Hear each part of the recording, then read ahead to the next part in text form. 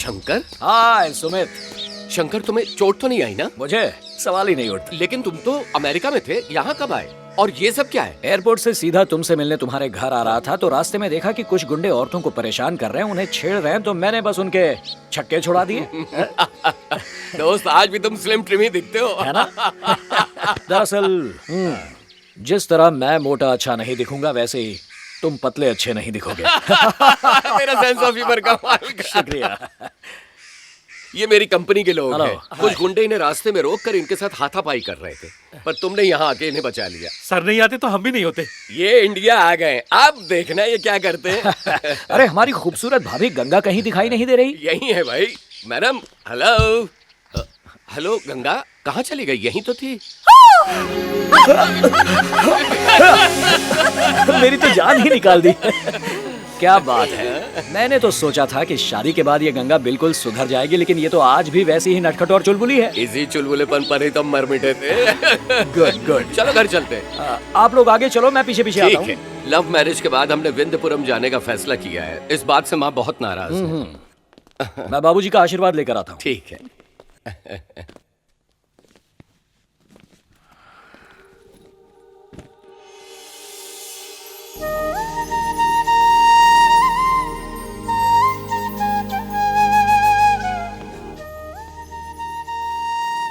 बाबूजी, आज अगर मैं एक कामयाब साइकियाट्रिस्ट हूँ तो उसके पीछे सिर्फ और सिर्फ आप ही का हाथ है। आपने इस अनाथ को अपने बेटे की तरह पाला। आपके एहसानों को मैं कभी नहीं भुला सकता। भले ही आज आप हमारे बीच इस दुनिया में नहीं है, पर हमारी यादों में हमेशा जिंदा रहेंगे।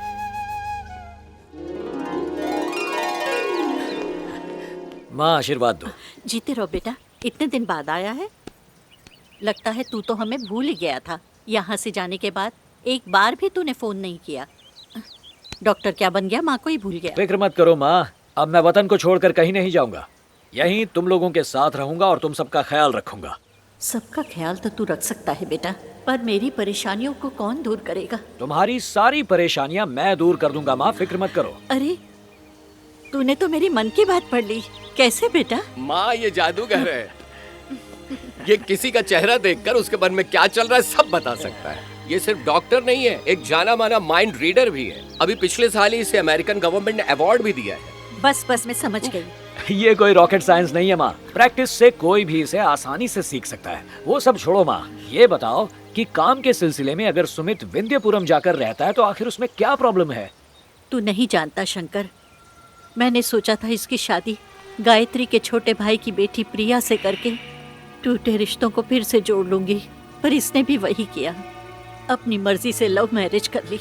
मुझे पता था तू हंसेगा, क्योंकि तू उस घर में रहने वाली गायत्री को नहीं जानता। वो इतनी खतरनाक है कि उस घर में रहने वाले उसके भाई तक डरते हैं।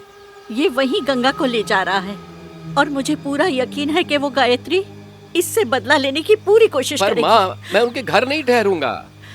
तो फिर कहाँ रहोगे? उस गांव में जो पुरानी हवेली है उसे मैंने खरीद लिया है, मैं वहीं रहूंगा।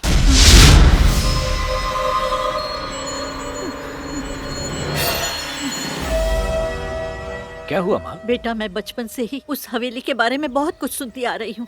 वहाँ जो भी जाता है जिंदा वापस नहीं आता। वो हवेली कई लोगों को निगल चुकी है। उस हवेली को खरीदने की क्या जरूरत थी? माँ, मेरे होते हुए तुम्हें सुमित और गंगा की फिक्र करने की कोई जरूरत नहीं।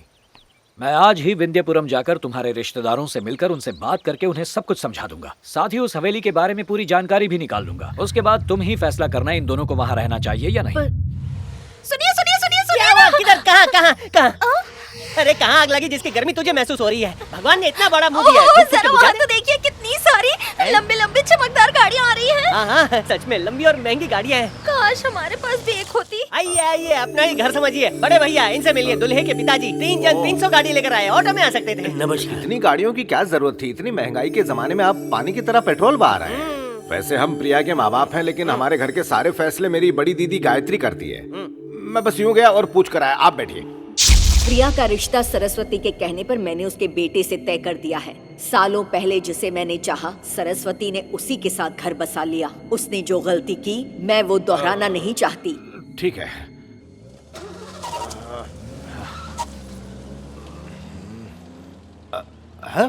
अरे सब लोग कहाँ गए? अरे दीदी की भौंपू जैसी आवाज सुन के वो लोग कबूतर की तरह फुर्र हो गए। क्या बात कर रहा है? हमारी शादी को 8 साल हो चुके हैं और इन 8 सालों में सरस्वती काकी के परिवार से आज तक हमें कोई मिलने नहीं आया। अरे वो लोग कभी मिलने नहीं आए तो अच्छा ही है ना। ये सारी जमीन जायदाद हमारे हिस्से आएगी, उसमें हमारे बच्चे कबड्डी खेलेंगे। ए पोपट, ए दुल्हे राजा, फड़फड़ाते हुए आजा।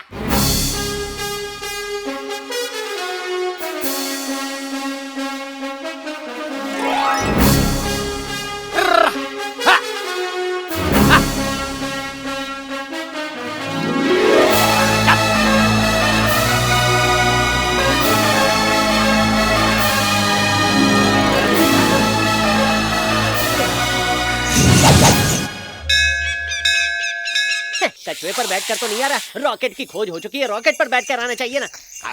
ये कौन है? बाबूजी का तबेला समझेगा जो बैलगाड़ी अंदर घुस रहा है? बैलगाड़ी लेके कौन आ रहा है? ए रोक रे, ए रुक, ए नीचे उतर, ए रुक रुक रुक, ए नीचे उतर, नीचे उतर, ए नीचे, स्टॉप। अरे यार, कल के अंधे, वो तो सच में अंधा है। उसको यहाँ क्यों लेके आया? हाँ, नकली वीरप्पन की मूंछ वाले। नो। हेलो, कौन है भाई तू जो इन 2 बैलों और एक गधे के साथ धड़धड़ाते हुए अंदर आ गए? रामपुर से मैं कस्तूरी जी का दामाद जी हैं, खुशी मनाओ, बैंड बजाओ, मिठाई बांटो। मुझे पता नहीं था आसमान में बैलगाड़ी भी उड़ती है। अच्छा वाला लेकर आए हैं। देखिए जनाब, मैं आपका दामाद अरे नहीं वो हूँ। तो मालूम है, लेकिन हमको ये भी मालूम है कि तुम ही हमारे दामाद बनोगे। मजाक कर रहे हैं हाँ? मैं आपका दामाद नहीं हूँ। दरअसल मैं आपका होने वाले दामाद जी, हम जानते हैं। ओहो, लगता है इन सबकी अकल घुटने में है। देखिए, मैं सुमित का दोस्त हूँ और मेरा नाम है शंकर। उस दिन आपको पूरी बात बताने से पहले ही फोन कट गया था। रोड कॉन्ट्रैक्ट के काम से मेरा बेटा यहाँ आने वाला है। वो आपके यहाँ रहने से शर्मा रहा है। वो बहाने बना सकता है, उसकी बातों में मत आइएगा। 1 हफ्ते पहले ही सरस्वती जी ने मेरी बहन को ये बातें बता दी थी, इसलिए हम सब जानते हैं कि तुम एकदम झूठ बोल रहे हो। इस वक्त वो प्रिया को अपने साथ लेकर मंदिर गई है। भेजे में घुसी बात, हमें तुम्हारी सारी कुंडली पता। अच्छा, तो ये बात है। और नहीं तो क्या, दाल भात है। फोड़ो रे पटाखे।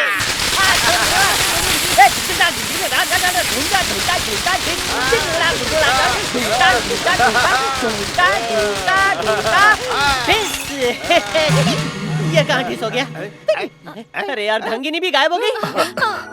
माफ कीजिए, मुझे पटाखों से डर लगता है। मुझे भी। मेरा पटाखा फूट गया क्या? आपको देखकर कुछ अलग ही फीलिंग आ रही है। आपको देखकर मुझे मेरे भैया की याद आ गई। तो ये दोनों यहाँ पर है। अरे लुका छुपी खेल रहे हो क्या? दामाद बाबू, इसका कच्चा पक्का दोनों लाइसेंस मेरे पास है। मेरी कुंडली में मंगल है, फिर भी ये मंगल कन्या मेरे पास है।